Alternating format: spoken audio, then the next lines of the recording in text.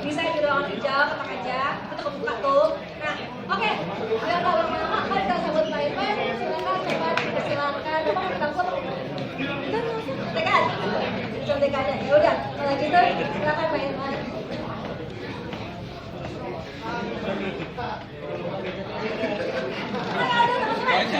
Tangannya meriah, satu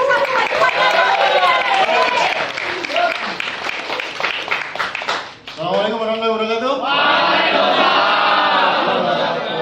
Selamat malam dengan Gustik. Ya ini pertama kalinya saya stand up di depan teman-teman bersama fans JKT48. Terima kasih kesempatannya. Saya diduga orang saya adalah fans JKT48. Cuman malam ini saya mau mulai dengan sebuah pengakuan. Saya belum pernah teater. Ayo.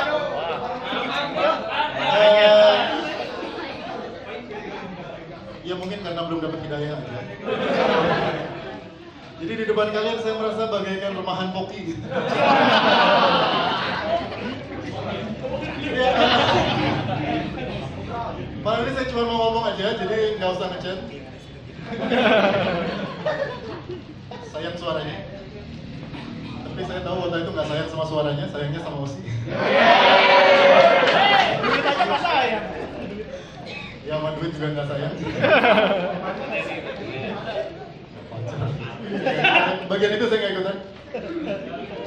Waktu saya mulai stand up, saya mulai bawain beberapa materi tentang JKT itu banyak yang nanya gitu. Bapak ngapain sih kok suka sama JKT48?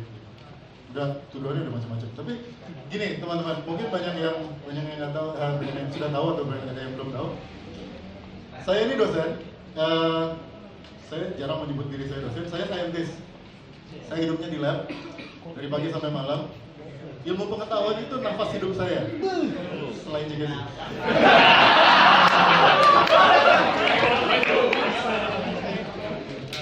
Ya berarti nggak ngomong kayak gitu di sini kan bahaya.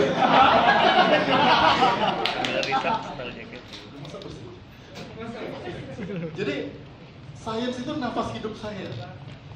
Dan kalau saya disuruh suka sama sebuah pegelaran musik,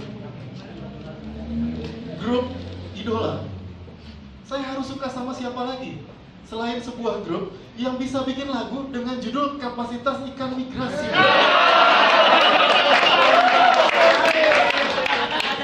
Terakhir saya lihat judul kayak gitu, itu di jurnal ilmu perikanan waktu saya ngambil S3 di IPB. Ya jadi, ya kayak gitu penyebab saya suka sama JKT48. Jadi, apa? Kita semua tahu lah ya, lagu-lagunya JKT itu rentang sainsnya luas sekali. Ya mulai dari simpati gravitasi yang ngomongin hukum Newton.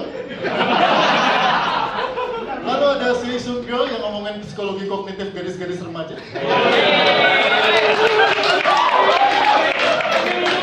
Sampai kebun binatang di saat hujan yang ngomongin biologi bagian mamalia digabung dengan meteorologi dan geofisika.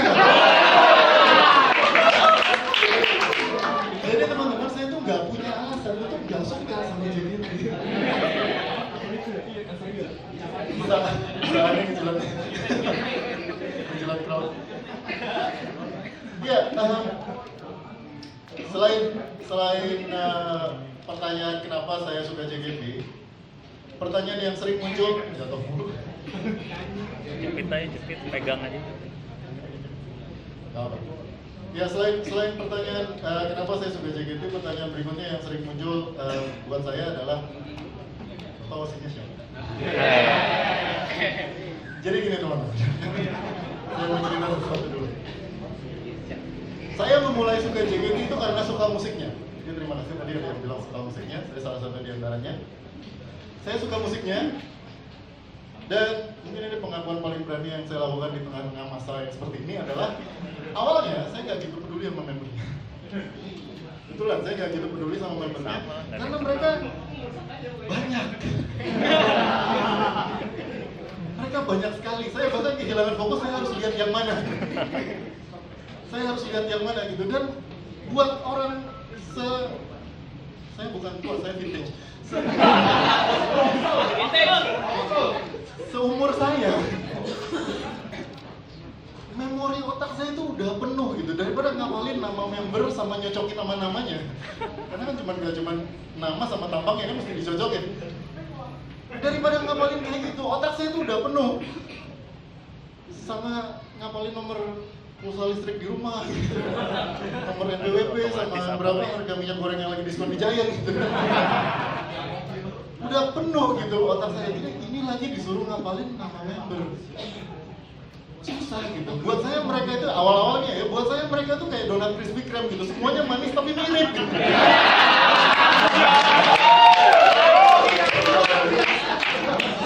Harus Mister Donat ya. Nah, bahkan kemudian sebagai saintis saya mengembangkan sebuah metode untuk menghafalkan nama-nama member. Itu pun nggak berhasil amat. Saya pakai metode seperti yang disebut sebagai jembatan keledai, itu ada Meve Bumayu Saur Neblu untuk menghafalkan nama planet, atau Mejiku Hibiniu untuk menghafalkan nama warna-warna pelangi. Lalu saya membuat sebuah mekanisme untuk menghafalkan nama-nama member. Itu pun nggak terlalu berhasil karena yang saya hafal hanya melon gede, Melody, Nabila, dan gerombolan dede-dede lain.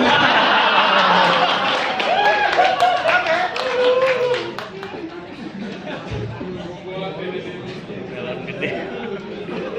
Jadi teman-teman, pertanyaan tentang siapa musuh saya itu terus terang adalah salah satu pertanyaan yang paling mengganggu buat saya. Maksudnya gini, waktu itu ya saya kan cuma pengen denger lagunya ya. Saya nggak pengen tahu siapa nama membernya. Ini kayak saya tuh tiap hari naik bis Transjakarta, saya kan pengen nyampe aja gitu, nggak pengen kenalan sama supirnya. Tapi belakangan saya tahu bahwa ya saya sering mengikuti pergerakan kalian. Saya mengetahui bahwa ternyata punya Osi itu adalah salah satu dari kegembiraan Kaido. Dan kayaknya sudah waktunya juga saya mulai melihat-lihat. Ada satu nama yang selalu saya perhatikan, tapi sebelum saya menyebut nama itu, saya mau share sedikit aja.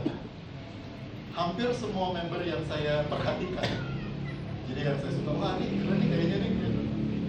Gak lama keren.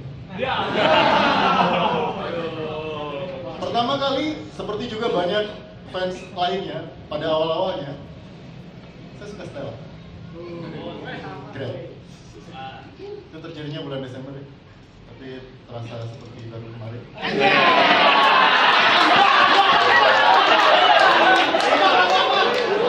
Waktu berlalu dengan cepat. Lalu saya suka Navinta, great. Saya suka Sofia, great.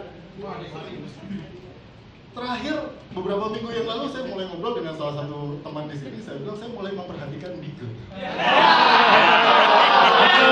Yang kedua siapa tadi? Kita. Novinta. Oh, Novinta. Ini saya kasih tahu aja ya teman-teman. Satu-satunya member yang saya belum suka-suka amat tapi udah great itu cuma Rika.